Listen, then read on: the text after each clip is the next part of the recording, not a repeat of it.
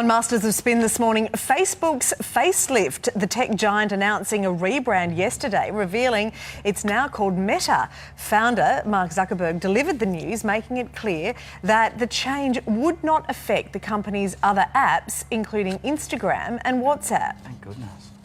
From now on, we're going to be metaverse first, not Facebook first. That means that over time, you won't need to use Facebook to use our other services. Now, the enormous announcement comes in the middle of a major PR crisis at Facebook after a former employee released documents claiming the company values profits over user safety. Joining me now to discuss, advertising and marketing experts Adam Ferrier and Matthew Bywater. Adam, you're the arbiter here. What's the verdict? Meta, a fair bit of money's been spent on it, on this rebrand. You happy with it? No, I think that's absurd. So imagine that is Facebook, I right? love when you have props. Evil, bad company. What is that, profits, just quietly? It's an evil thing. It's an evil global thing taking over the world. Yes. So it's profits before people. It's creating social media addiction, just lack of transparency, evil thing. Rather than Facebook deal with that, they now have kind of created on top of that a cute little bunny called Meta that puts people at the front of everything. It's really pro-social, and hopefully the evil thing just goes away. Your work here, Adam, is done. It's done. Over. And it's evil. It's just an evil rebrand, and it annoys me. He's exasperated, Mon. Yeah. And you don't often see Adam exasperated. No. That's one of my favourite types of Adam. I mean, this gets me about companies when they change their name. And it costs an enormous amount for all the rebranding They're only and all half those changing things. it. It's still Facebook and Instagram. Yeah. What do you think, Is anyone Matthew? going to be fooled by this, Matt? Yeah, well, remember, this is not about the Facebook, the app we use. This is about the total company. And so I think this is probably more aimed at investors and employing people, like getting more and greater staff. Like it's not going to change how people interact and use Facebook itself. But they're going well beyond. I mean, maybe their brand could be a little bit better, but certainly the direction they're going, you can see where they're going with this into a much bigger space.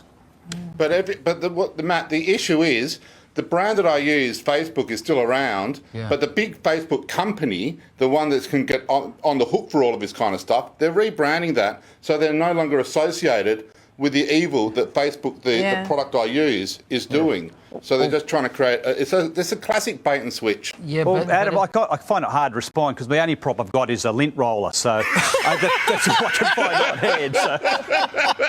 But actually, that's quite apt. Look how schmick you look, It's quite apt. Like you're just trying to clean up the lint off the already sort of average and tarnished jacket. Not that I'm suggesting yours is. But I mean, we get what you're getting at. I get the analogy you're making there. All right, let's move on now. And the football community is rallying behind Adelaide United football player Josh Cavallo after he publicly announced this week that he was gay. I always felt the need to hide myself, because I was ashamed. I want to inspire and show people that it's okay to be yourself and play football. It's okay to be gay and to play football. Adam, this story has made global news. It was on CNN. I've seen it absolutely everywhere.